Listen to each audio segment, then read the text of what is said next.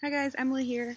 So I'm going to present my client case description as well as my plan change process for this particular client that I'm going to be talking about. So this client, I'm going to refer to her as Jane.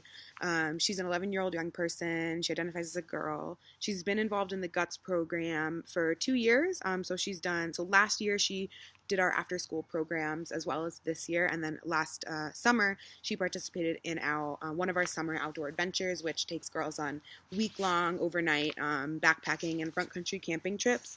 So I think that it's important to talk about her experience on the summer trip before we jump into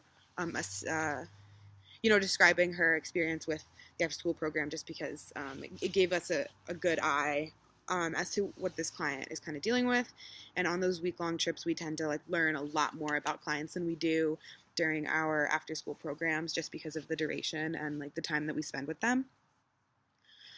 So to start off, over the summer she's 11, as I mentioned, and she was on a trip with older and more experienced middle school, kind of going into high school girls. So that posed a little bit of a barrier for her. She was definitely on the lower end of maturity in the scale of this particular trip.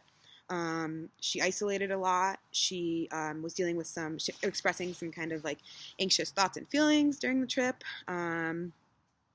Was having trouble socializing, but did very well at the same time, keeping up and just really pushing herself to socialize with people who she may not have encountered in her day-to-day life. Another one of our participants on that trip had brought up some intense emotional experiences that she has gone through with her family. She talked about how one of her parents are in jail and their experience with drug addiction. And so this was particularly hard for Jane to hear, because she had never heard anything like that, like what this other client was talking about before, and she had kind of had a moment of real deep understanding of how wide human experience ranges. And so that was one moment that was kind of a memorable one for me, because in terms of this client, because it was just a high stress moment. So starting in the fall, Jane began to do a GUTS after school program for the second year running, and she struggled a bit during that group as well. Just with behavioral and social kind of barriers.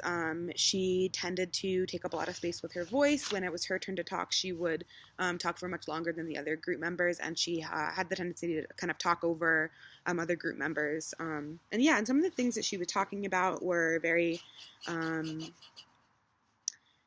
of intense stresses for her. She would say things like, "I'm scared all the time. Every time I turn on the news, there's more for me to worry about." Kind of things that 11-year-old kids is a little bit out of the range of what 11-year-old kids generally talk and think about.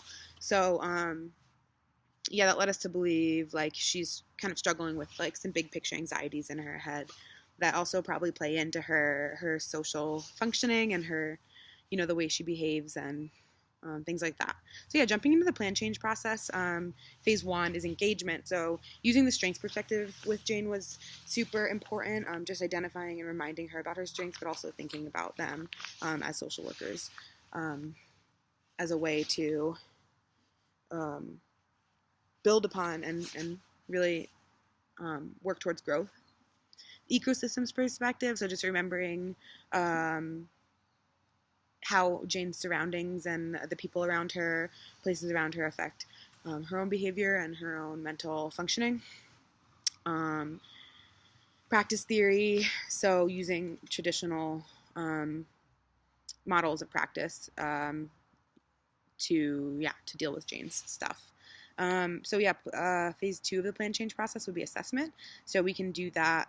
We did that with Jane through moral development theory. So considering that some of these anxieties that Jane's facing have to do with her navigating through different stages of her moral development, and that really causing stress to her. Social exchange theory. So considering that Jane is struggling to fit in socially, it might be attributed to her behavioral tendencies. And that might have an impact on how much she's sharing and how much she's also giving space for other people to share.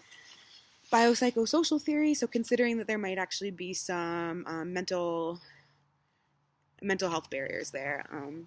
things like maybe generalized anxiety or depression, just considering those as possible realities. Identity development theory, considering that Jane might be experiencing these high levels of stress because of her navigating her identity development, which can be a really stressful thing to go through. Let's see. So phase 3 of the plan change process would be intervention. So using the client-centered model is super important. So just working with Jane, to develop or to figure out what her needs are, what her wants are, and how guts can best support her. Cognitive behavioral model.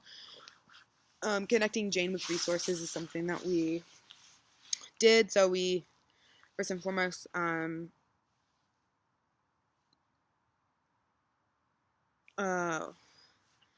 just connecting Jane with resources. So contacting her parents about some of these things that she's dealing with, and connecting her with outside resources, one-on-one therapy. So empowerment model is something that Guts uses. It's a huge component of our program. So just encouraging Jane to continue coming to Guts. And working with her group. Task-centered model. So encouraging or working with Jane to really set goals, set behavioral, social, and personal goals for herself. So here's some goals that I talk about.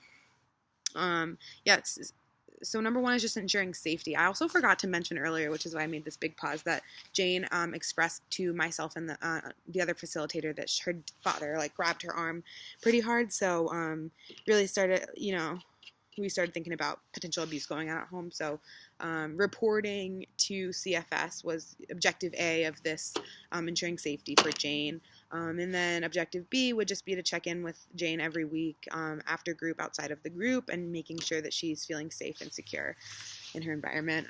So goal 2 over the treatment plan would be to connect Jane with services outside of Guts. So objective A would be to inquire with Jane, ask Jane if she'd be interested in something like this, meeting with a therapist. Objective B would be to reach out to her parents and advocate for Jane to begin seeing a therapist once a week. Goal number 3 would be to continue to serve Jane through Guts in ways that are beneficial to her, while also maintaining the quality of service to other group members. So objective A would be to check in with Jane after group every week, as I said before, kind of in a more individual sense. And then objective B would be to designate one group member to take on a special role of engaging with Jane and checking on Jane as a social peer support.